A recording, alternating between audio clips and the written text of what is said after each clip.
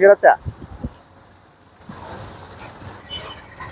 Sir. ಹೋದ ವಾರ MLA madam ಅವರು ಪೂಜೆ ಮಾಡಿಸಿ ಈ ರಸ್ತೆ ಅಗಲೀಕರಣ ಇನ್ನೂ ಪ್ರಾರಂಭ ಮಾಡಿಸಿದ್ರು. ಮೇಡಮ್ ಅವರು ಒಂದು ವಾರ ಕಾಲಾವಕಾಶ ಕೊಡಿ, ಅವ್ರವ್ರು ಯಾರ್ಯಾರು ಏನಾದ್ರು ತೆರವುಗೊಳಿಸೋದಾದರೆ ಶೀಟ್ಗಳು ಅದು ಇದು ಬಿಚ್ಕೊಳ್ಳೋದಾದ್ರೆ ಬಿಚ್ಕೊಳ್ಳಿ ಅಂತ ಹೇಳಿದ್ರು. ಕರೆಕ್ಟಾಗಿ ಒಂದು ವಾರ ನಾವು ಕಾಲಾವಕಾಶ ಕೊಟ್ವಿ. ಅವ್ರವ್ರು ಯಾರ್ಯಾರೆಲ್ಲ ಮಾಡ್ಕೊಂಡಿದ್ದಾರೆ ಮಾಡ್ಕೊಂಡಿದ್ದು ಸಹಿವಾಗಿ. ಮತ್ತು ಪಬ್ಲಿಕ್ ಏನು ಮಾಡಿದ್ದಾರೆ, ಇಲ್ಲ ಸರ್ ನಿಮ್ಮ ಕಡೆಯಿಂದ JCB ಬರುತ್ತೆ, ನಮ್ಗೆ ಸಪೋರ್ಟ್ ಮಾಡಿ ಸ್ವಲ್ಪ ನಾವು ಓಡ್ಕೊಡಿ ಅಂತ ಕೇಳಿದ್ದಾರೆ. ಅದಕ್ಕೆ ನಾವು ಸಪೋರ್ಟ್ ಮಾಡ್ತೀವಿ. ಅದಕ್ಕೆ ಏನು ಶುಲ್ಕಗಳಕ್ಕೆಲ್ಲ ಏನು ತಗೊಳ್ಳಲ್ಲ. ನಿನ್ನೆ ಮಂಗಳವಾರದಿಂದ ಕಾಮಗಾರಿ ಫುಲ್ ಫ್ಲೆಜ್ ಆಗಿ ಶುರುವಾಗಿದೆ. ನೆನ್ನೆಲ್ಲ ಟ್ರೆಂಚ್ ಹೊಡೆದ್ರು, ಇವತ್ತು ಮೆಟೀರಿಯಲ್ ಬಂದು ಬೀಳ್ತಾ ಇದೆ. ನಾಳೆ PCC ಕೆಳಗೆ ಕಾಂಕ್ರೀಟ್ ಹಾಕ್ತಾರೆ. ಖುಷಿ ಅಂದರೆ ನಾನು ಬಂದಾಗಿಂದ ನನಗೆ ದಿನಾ ಒಂದೊಂದು ಕಂಪ್ಲೇಂಟ್ ಬರ್ತಾ ಇತ್ತು.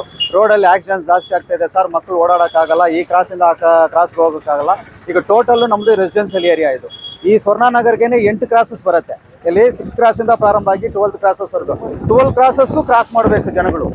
ವೆಹಿಕಲ್ಸ್ ಓಡಾಡೋಕ್ಕೆ, ಮಕ್ಕಳು ಶಾಲೆಗೆ ಓಡಾಡೋಕ್ಕೆ, ಎಲ್ಲೂ ಹೋಗೋಕ್ಕೂ ಬರೋಕ್ಕಾಗ್ತಾ ಇಲ್ಲ. ವಿವೇಕ್ ನಗರಿಂದ ಅಯ್ಯಪ್ಪ ನಗರಿಂದ ಬರೋದನ್ನು 5 ಕ್ರಾಸ್ ಬರುತ್ತೆ. ಇದೆಲ್ಲನೂ ಬಂದು ಜಂಕ್ಷನ್ ಥರ ಇದು ಮೈನ್ ರೋಡ್ ಆಗುತ್ತೆ. ಅಲ್ಲಿ ಪ್ರತಿದಿನಾನು ಈ ಸಂಜೆ ಹೊತ್ತಲ್ಲ 6 ಗಂಟೆಗೆ ಮೇಲೆ ಸ್ವಲ್ಪ ಹುಡುಗರು ಹೋಗ್ತಾರೆ, ಈ ಕಡೆ ಬರ್ತಾರೆ ಅಂತ ನಮ್ಗೆ ಎಲ್ಲರಿಗೂ ಗೊತ್ತು. ಬಾರ್ಗಳಿರೋದ್ರಿಂದ ಆ ಸಂಜೆ ಹೊತ್ತಲ್ಲಿ ತುಂಬ ಫಾಸ್ಟಾಗಿ ಹೋಗ್ತಾರೆ. ಯಾರು ಹೋಗೋಕ್ಕಾಗಲ್ಲ, ಬರುತ್ತೆ. ಆಕ್ಸಿಡೆಂಟ್ಸ್ ಡೈಲಿ ಇರುತ್ತೆ. ಒಬ್ಬರಿಲ್ಲ ಒಬ್ಬರು ಆಕ್ಸಿಡೆಂಟ್ ಆಗ್ತಾರೆ, ಹಾಸ್ಪಿಟ್ಲ್ ಹೋಗ್ತಾನೆ ಕಳಿಸ್ತಾ ಇದ್ವಿ. ಸ್ವಲ್ಪ ಸ್ಪೀಡ್ ಬ್ರೇಕರು ಅದು ಇದು ಇಲ್ಲೆಲ್ಲ ಏನಾದರೂ ಮಾಡಿಕೊಡಿ ಅಂತ ಕೇಳ್ತಾ ಇದ್ರು. ಆ ಮೇರೆಗೆ ನಾವು ನಮ್ಮ MLA ಅವ್ರಿಗೆ ರಿಕ್ವೆಸ್ಟ್ ಮಾಡಿ MLA ಅವ್ರ ಕಡೆಯಿಂದ ನಾವು ಇದನ್ನು ಅಗಲೀಕರಣಕ್ಕೆ ಡಬಲ್ ರೋಡ್ ಅಂತ ಕೇಳಿದ್ವಿ. ಡಬಲ್ ರೋಡ್ ಮಾಡೋಕ್ಕೆ ಹೋದರೆ ಸೆಂಟ್ರಿಂದ 40 ಅಡಿ ಬೇಕಾಗಿದೆ. 40 ಅಡಿ ಕೊಟ್ಟರೆ ಒಂದು ಸ್ಟ್ರೆಚ್ ಮನೆಗಳೇ ಇರಲ್ಲ ಯಾವುದು. ಪಾಪ ಅವರು ಕಷ್ಟ ಬಿದ್ದು ಅವ್ರ ಸ್ವಂತ ದುಡ್ಡಲ್ಲಿ ಅವರು ಮಾಡ್ಕೊಂಡಿರೋದು, ತಗೊಂಡಿರೋ ಮನೆಗಳು ಜಾಗಗಳು ಇದೆಲ್ಲ ಏನು ಯಾರು ಫ್ರೀಯಾಗಿ ಏನು ಕೊಟ್ಟಿದ್ದು ಏನಿಲ್ಲ. ಅದರಿಂದ ಅವರು ರಿಕ್ವೆಸ್ಟ್ ಮಾಡಿದ್ರು, ಸರ್ ಅಷ್ಟು ಹೋಗ್ಬಿಟ್ರೆ ನಮಗೆ ಇರೋಕ್ಕೆ ಬೇರೆ ಭಾಳಕ್ಕೆ ಏನಿಲ್ಲ, ಆಲ್ಟರ್ನೇಟ್ ಹೋಗೋಕ್ಕಾಗಲ್ಲ, ನಮ್ಮ ದುಡ್ಡು ನಾವು ಕಷ್ಟ ಬಿದ್ದಿದ್ವಿ ಸರ್ ಅಂತ ಕೇಳಿದ್ದಕ್ಕೆ ಮೇಡಮ್ ಅವ್ರನ್ನ ಇದೇ ಮಾತನ್ನ ಮೇಡಮ್ ಮೇಡಮ್ ಅವ್ರು ಕೂತು ಮತ್ತೆ 9 ಮೀಟ್ರ್ 40 ಅಡಿ ಅನ್ನೋದು ಅಂತ ಅದನ್ನು ಮಾಡಿಬಿಟ್ಟು ಸೆಂಟ್ರಿಂದ 7 ಮೀಟ್ರ್ ಸಾಕು, ಅಲ್ಲಿ ತಗೊಂಡ್ರೆ ಡಬಲ್ ರೋಡ್ ಇದು ಡಿವೈಡ್ರ್ ಇಲ್ದಿರ ಇದನ್ನು ರೋಡ್ ಅಗಲೀಕರಣ ಆಗುತ್ತೆ. ಡಬಲ್ ರೋಡ್ ಅನ್ನಲ್ಲ, ಅಗಲೀಕರಣ ಆಗುತ್ತೆ. 10 ರೋಡು ಟ್ಯಾಪ್ ಇದು ಬ್ಲ್ಯಾಕ್ ಟ್ಯಾಪ್ ಬರುತ್ತೆ. ಟಾರ್ ರೋಡೇ 10 ಮೀಟ್ರ್ ಬರುತ್ತೆ ಕಂಟಿನ್ಯೂ ಆಗಿ. 10 ಮೀಟ್ರು BT ಹಾಕಿ 10 ಮೀಟ್ರು ಟೋಟಲ್ ರೋಡು. ಅಲ್ಲಿಂದ 1 ಮೀಟ್ರ್ ಏದರ್ ಸೈಡು ಎಲೆಕ್ಟ್ರಿಕ್ ಪೋಲು, ವಾಟರ್ ಲೈನು, ಈ ಕೇಬಲ್ಸು ಅದಕ್ಕೆಲ್ಲ ಬಿಟ್ಟು ಏದರ್ ಸೈಡ್ 2 ಕಡೆನೂ 1 ಮೀಟ್ರು ಗ್ಯಾಪ್ ಬಿಡ್ತೀವಿ. ಅದಾದಮೇಲೆ 1 ಮೀಟ್ರು ವೆಂಟು, 1 ಮೀಟ್ರ್ ವೆಂಟ್ ಬರುತ್ತೆ. 2 ಕಡೆ ಡ್ರೈನ್ ಬರುತ್ತೆ. 2 ಕಡೆನೂ ಏದರ್ ಸೈಡ್ 2 ಕಡೆನೂ ಟೋಟಲ್ 14 ಮೀಟ್ರ್ ತಗೊಳ್ತಾ ಇದ್ದೀವಿ. ಸೆಂಟ್ರಿಂದ 7 ಮೀಟ್ರ್ ಈ ಕಡೆ, 7 ಮೀಟ್ರ್ ಆ ಕಡೆ. ಯಾರಿಗೂ ಒಂದು ಕಡೆ ಏನೋ ಫೇವರ್ ಇಲ್ಲ, ಅನ್ಫೇವರ್ ಯಾರಿಗೂ ಇಲ್ಲ. ರೋಡ್ ಏನಿದೆ ಆ ರೋಡಲ್ಲಿ ಮಧ್ಯ ಮಾಡ್ತೀವಿ. ಆ ಮಧ್ಯದಿಂದ 7 ಮೀಟ್ರ್ ತಗೊಳ್ತೀವಿ. ಈ ಕಡೆ 7 ಮೀಟ್ರ್ ಆ ಕಡೆ ಹೋಗುತ್ತೆ. ಒಬ್ಬೊಬ್ರಿಗೆ 1 ಅಡಿ 1 ಮೀಟ್ರ್ 1.5 ಮೀಟ್ರ್ ಹೋಗುತ್ತೆ. ಒಬ್ಬೊಬ್ಬರಿಗೆ 2 ಮೀಟ್ರ್ ಹೋಗುತ್ತೆ. ಒಬ್ಬೊಬ್ರಿಗೆ ಏನು ಹೋಗಲ್ಲ. ಯಾರು ಒಳಗಿದಾರೋ ಅವ್ರಿಗೆಲ್ಲ, ಹೊರಗೆ ಬಂದಿರೋರು ಏನು ಎಂಕ್ರೋಚ್ಮೆಂಟ್ಸ್ ಇದೆ ಅದು ಮಾತ್ರ ಕಟ್ ಆಗುತ್ತೆ ಹೊರತು ಯಾರ್ದು ಬಿಲ್ಡಿಂಗ್ ಏನು ಕೈ ಇಕ್ಕಂಗಿಲ್ಲ. ವಾರ್ಡ್ ಜನರಿಗೆ ಒಂದೇ ಒಂದು ರಿಕ್ವೆಸ್ಟ್ ಮಾಡ್ತೀನಿ, ಇದು ಒಂದು 2 ತಿಂಗಳು ಕೆಲಸ ಆಗುತ್ತೆ. ಇದಕ್ಕೆ ಕೋಆಪ್ರೇಟ್ ಮಾಡಬೇಕು. ಅವರವರೇ ಸ್ವಲ್ಪ ತೆರವುಗೊಳಿಸ್ಕೊಟ್ರೆ ಅವ್ರಿಗೆ ಖರ್ಚುಗಳು ಸ್ವಲ್ಪ ಕಡಿಮೆ ಆಗ್ಬೋದು. ಯಾಕಂದರೆ ಅವ್ರದ್ದು ಏನು ಮಾರ್ಕ್ ಹಾಕಿದ್ದೀವಿ PW ಕಡೆಯಿಂದ ಮಾರ್ಕ್ ಹಾಕಿಕೊಟ್ಟಿದ್ದಾರೋ ಅದನ್ನು ಅವರೇ ಕರೆಕ್ಟಾಗಿ ಮಾಡಿಕೊಂಡ್ರೆ ಸ್ವಲ್ಪ ಖರ್ಚುಗಳು ಕಡಿಮೆ ಆಗುತ್ತೆ, ಡ್ಯಾಮೇಜಸ್ ಕಡಿಮೆ ಆಗುತ್ತೆ. ಸಪೋಸ್ ಇವ್ರೇನಾದರೂ ಮಾಡಿದ್ರೆ ಇವ್ರಿಗೆ ಅಷ್ಟು ಐಡಿಯಾ ಇರಲ್ಲ, ಮಾರ್ಕ್ ಹಾಕಿದ್ವಿ ಅಂತ ಹೇಳಿತಾರೆ, ಸ್ವಲ್ಪ ಇನ್ನೂ 1 ಅಡಿ 2 ಅಡಿ ಜಾಸ್ತಿ ಹೋದರೆ ಅವ್ರ ಖರ್ಚುಗಳು ಜಾಸ್ತಿ ಆಗ್ಬೋದು ಅಂತ ನನಗೆ ಒಂದು ಅನಿಸಿಕೆ. ಅದಕ್ಕೆ ಅವರೇ ಕೋಆಪ್ರೇಟ್ ಮಾಡ್ತೀನಿ ಅಂತಲೇ ಹೇಳಿದ್ದಾರೆ. ಒಬ್ಬರು ಹೆಂಗಿರೋರು ಸ್ವಲ್ಪ ಕೋಆಪ್ರೇಟ್ ಮಾಡಿ ಕೊಟ್ಬಿಟ್ರೆ ಈಗ ವರ್ಕು ತುಂಬ ಈಸಿಯಾಗಿ ಆಗುತ್ತೆ. ಅದು ಆದಷ್ಟು ಬೇಗ ನೈಟ್ ಆ್ಯಂಡ್ ಡೇ ಮಾಡಬೇಕಂತ ಪ್ಲ್ಯಾನ್ ಮಾಡಿದ್ವಿ. ಆದಷ್ಟು ಬೇಗ ಮುಗಿಸ್ಕೊಡೋಕ್ಕೂ ರೆಡಿ ಇದ್ದಾರೆ. ಪಬ್ಲಿಕಲ್ಲಿ ಕೇಳ್ಕೊಳ್ಳೋದು, ಈ ತೊಂದರೆಗೆ ಸ್ವಲ್ಪ ನೀವು ಸಹಕರಿಸಬೇಕು. ಪ್ಲಸ್ ಇಂಥ ಒಳ್ಳೆ ಕೆಲಸ ನಡೀತಾ ಇದೆ, ಅದು ನಿಮ್ಮ ಬೇಡಿಕೆಯಿಂದಾನೆ. ಇಲ್ಲಿ ನಮ್ಮ ವಾರ್ಡಲ್ಲಿ ಇಲ್ಲಿ ಯಾರು ರೆಸಿಡೆನ್ಸ್ ಇದ್ದಾರೆ, ಯಾರು ಅಂಗಡಿ ಮಾಲೀಕರಿದ್ದಾರೆ, ಅವ್ರಿಗೋಸ್ಕರನೇ ನಾವು ಇದನ್ನು ಮಾಡ್ತಾ ಇರೋದು. ನಾವು ಎಲ್ಲರ ಅನುಕೂಲಕ್ಕೂ ಹೊರಗಿಂದ ಬರೋರಿಗೆ ಒಳಗಿಂದ ಬರೋರಿಗೆ ಯಾವ ತೊಂದರೆ ಇಲ್ದಿರೋ ಹೋಗಿ ಬರಲಿಕ್ಕೇನು ಈಸಿ ಆಗುತ್ತೆ. ಅವ್ರು ಸಹಕಾರ ಕೊಡಬೇಕಂತ ನನ್ನ ಬೇಡಿಕೆ. ಸರ್ ಏನಿಲ್ಲ ಸರ್, ಈಗ ಅದು ಒಂದು ವೇಸ್ಟ್ ಮ್ಯಾನೇಜ್ಮೆಂಟ್ ಇದರಲ್ಲಿ ಏನೋ DC ಅವ್ರ ಕಡೆಯಿಂದ ಆದೇಶ ಆಗಿರೋದು. ಇದನ್ನು ನಮ್ಮ AW ಸಾಹೇಬರು, ಅವ್ರ ಹೆಲ್ತ್ ಇನ್ಸ್ಪೆಕ್ಟರ್, ಹೆಲ್ತ್ ಡಿಪಾರ್ಟ್ಮೆಂಟು ಇದನ್ನು ಮುಂದುವರಿಸ್ಕೊಂಡು ಮಾಡಬೇಕಂತಿದೆ. ಅವ್ರು ಮಾಡಲಿಕ್ಕೆ ಫಸ್ಟ್ ಪ್ರಿಯಾರಿಟಿ ಗ್ರಾಸ್ ರೂಟಲ್ಲಿ, ಗ್ರೌಂಡ್ ರೂಟಲ್ಲಿ ಅವರನ್ನು ಪ್ಲ್ಯಾನ್ ಮಾಡ್ಕೋಬೇಕಾಗಿ ಬರುತ್ತೆ. ಏನು ಮಾಡಬೇಕು, ಹೆಂಗೆ ಮಾಡಿದ್ರೆ ಇದು ಅನುಕೂಲ ಆಗುತ್ತೆ ಅಂತ ಎಲ್ಲ ಕೂತು ಕೌನ್ಸಿಲರ್ಸ್ ಹತ್ರನೂ ಸ್ವಲ್ಪ ಕೋಆಪ್ರೇಟ್ ಮಾಡಿಸಿ, ಡಿಸ್ಕಸ್ ಮಾಡಿಸಿ, ಆ ಅಫಿಷಿಯಲ್ಸ್ ಹತ್ರ ಡಿಸ್ಕಸ್ ಮಾಡಿಕೊಂಡು ಯಾಕಂದರೆ ಒಂದೊಂದು ವಾರ್ಡು ಒಂದೊಂದು ಥರ ಇರುತ್ತೆ.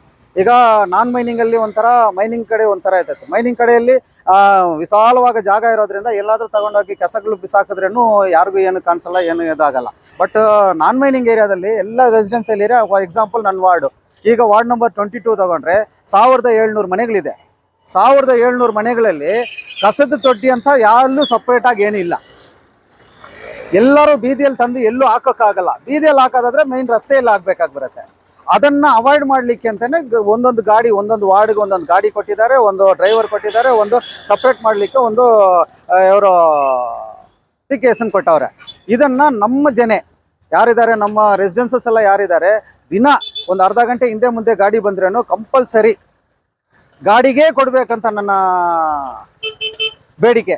ಗಾಡಿಗೆ ಕೊಟ್ರೆ ಅವ್ರು ಏನ್ ಮಾಡ್ತಾರೆ, ಆಲ್ರೆಡಿ ನಾವು ಟಬ್ ಕೊಟ್ಟಿದ್ವಿ, 2 ಟಬ್, ಅದನ್ನ ಸಪ್ರೇಟ್ ಮಾಡಿಕೊಡಿ ಅಂತಾರೆ. ಯಾವುದು, ನಮ್ಮ ಹಸಿ ಕಸ ಒಣ ಕಸ ಅಂತ. ಹಸಿ ಕಸ ಒಣ ಕಸ ಸಪ್ರೇಟ್ ಮಾಡಿಕೊಟ್ಬಿಟ್ರೆ ಅವ್ರು ಅದ್ರ ಗಾಡಿಯಲ್ಲಿ ಹಾಕೊಂಡು ಹೋಗುವಾಗ ಸಪ್ರೇಟ್ ಆಗಿ ಹಾಕೊಂಡು ಹೋಗ್ತಾರೆ. ಅಲ್ಲಿ ಡೆಲಿವರಿ ಮಾಡಲಿಕ್ಕೆ ಅಲ್ಲಿ ಏನಿದೆಯೋ ಗೊಬ್ಬರ ಮಾಡೋದು ಸಪ್ರೇಟು, ಪ್ಲಾಸ್ಟಿಕ್ಗಳನ್ನ ಇಲ್ಲಿಂದ ಬೇರೆ ಕಡೆ ಶಿಫ್ಟ್ ಮಾಡೋದು ಮಾಡ್ಕೊಳ್ತಾರೆ. ಇದಕ್ಕೆ ನಾವು ಫಸ್ಟ್ ಪ್ರಿಯಾರಿಟಿ, ಅವ್ರು ಬೇಕಾಗಿರೋದನ್ನ ಅವರು ಸಮಯ, ಇಲ್ಲಿ ಅಫಿಷಿಯಲ್ಸ್ ಇದ್ದಾರೆ, ಎಲ್ಲ ಕೆಲ್ಸಕ್ಕೆ ಹೋಗೋರು ಇರ್ತಾರೆ. ನಮ್ಮ ಗಾಡಿ ಬಂದು 7 ಗಂಟೆ ಮೇಲೆ ಬರುತ್ತೆ. 7 ಗಂಟೆಗೆ ಮೇಲೆ ಬರುವಾಗ ಬೆಳಗ್ಗೆ 6 ಗಂಟೆಗೆ ಆಫೀಸ್ಗೆ ಹೋಗೋರು, ಕೆಲ್ಸಕ್ಕೆ ಹೋಗೋರು ಕಸ ಹಾಕಕ್ಕಾಗಲ್ಲ. ಅವ್ರೇನು ಮಾಡ್ತಾರೆ, ಅದನ್ನು ಹೊರಗೆ ಹೊಸಿತಾರೆ. ಅದಕ್ಕೆ ನಾವೇನಾದರೂ ಪ್ಲಾನ್ ಮಾಡ್ಕೋಬೇಕು ಫಸ್ಟ್ಗೆ. ನಾಳೆ ಬೆಳಗ್ಗೆ ಅವ್ರು ಕೊಡೋಕ್ಕಾಗಲ್ಲ. ನಾಳೆ ಬೆಳಗ್ಗೆ ಅವರು ಎಲ್ಲ ಹೊರಗಿಟ್ಟಿರು ಹೋಗ್ತಾರೆ. ಹೊರಗಿಟ್ಟು ಹೋಗಿದ್ರೆ ಕೆಳಗಿಟ್ರೆ ಈ ಹಸುಗಳು, ಈ ನಾಯಿಗಳು ಕಿತ್ತಾಡ್ಕೊಂಡು ಅದನ್ನು ತಗೊಂಡೋಗಿ ಬೀದಿಗೆ ತಂದತ್ತೆ. ಏನಾದರೂ ಮೇಲೆ ಬಿಟ್ಟೋದ್ರೆ ಕೋತಿಗಳು ಕಾಟ. ಅವ್ರು ಎಲ್ಲೂ ಹೊರಗಿಟ್ಟು ಹೋಗೋಕ್ಕಾಗಲ್ಲ, ಒಳಗಡೆ ಇರಬೇಕು. ಒಳಗಡೆ ಇಟ್ಟರೆ ಅವರು ನಾಳೆನೂ ಹಾಕೋಕ್ಕಾಗಲ್ಲ. ಇದಕ್ಕೆ ಈ ಸಮಸ್ಯೆಗೆ ಬಗೆಹರಿಸಲಿಕ್ಕೆ ನಾವು ಹೆಲ್ತ್ ಡಿಪಾರ್ಟ್ಮೆಂಟ್ ಕಡೆಯಿಂದ, ನಾವು ಮುನ್ಸಿಪಾಲಿಟಿ ಕಡೆಯಿಂದ ಪ್ಲಾನ್ ಮಾಡ್ಕೊಂಡಿದ್ದೀವಿ. ಅದನ್ನು ಏನು ಮಾಡಬೇಕು ಅಂತ ಅರ್ಲಿ ಮಾರ್ನಿಂಗ್ ನಮಗೆ 5 ಇಂದ 6 ವರೆಗೂ ಏನಾದರೂ ಒಂದು ರೌಂಡ್ ಇಂಥದ್ದಿರೋದ್ರಲ್ಲಿ ಈ ವಾರ್ಡ್ಗಳಲ್ಲಿ ಅಂಥ ಸಮಯಗಳನ್ನ ನೋಡ್ಕೊಳ್ಳೋಣ. ಅದು ಇಲ್ದಿರ ಕೆಲ್ಸಕ್ಕೆ ಹೋಗ್ದಿರ ಮನೇಲಿರೋರ ಕಡೆ ಒಂದು 10 ಗಂಟೆ ಮೇಲೆ ಗಾಡಿ ಹೋಗಂಗೆ ಪ್ಲಾನ್ ಮಾಡೋಣ ಅಂತ ಒಂದು ಪ್ಲಾನ್ ಮಾಡ್ಕೊಂಡು ಈ 2 ದಿವಸದಿಂದ ನಾವು ಮಾಡ್ತಾ ಇದ್ದೀವಿ. ಇದಕ್ಕೆ ನಾವು ಪಬ್ಲಿಕ್ಕು ನಮ್ಗೆ ಸಪೋರ್ಟ್ ಮಾಡಲೇಬೇಕಾಗಿ ಬರುತ್ತೆ. ಪಬ್ಲಿಕ್ ಕಡೆಯಿಂದ ಏನಾದರೂ ತೊಂದರೆ ಇದೆ, ಅದಕ್ಕೆ ನಾವು ಅವ್ರ ಪರವಾಗಿ ಏನು ಮಾಡಬೇಕು ನಾನು ಮಾಡಿಕೊಡ್ತೀವಿ, ಮುನ್ಸಿಪಾಲಿಟಿ ಕಡೆಯಿಂದ, ಹೆಲ್ತ್ ಡಿಪಾರ್ಟ್ಮೆಂಟ್ ಕಡೆಯಿಂದ ಅಂತ ಹೇಳ್ಬೋದು.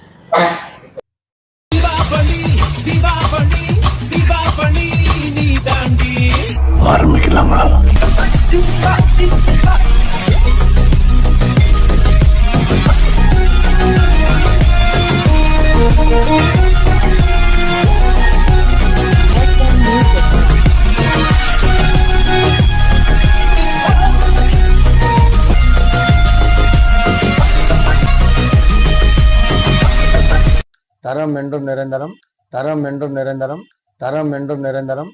வாங்க.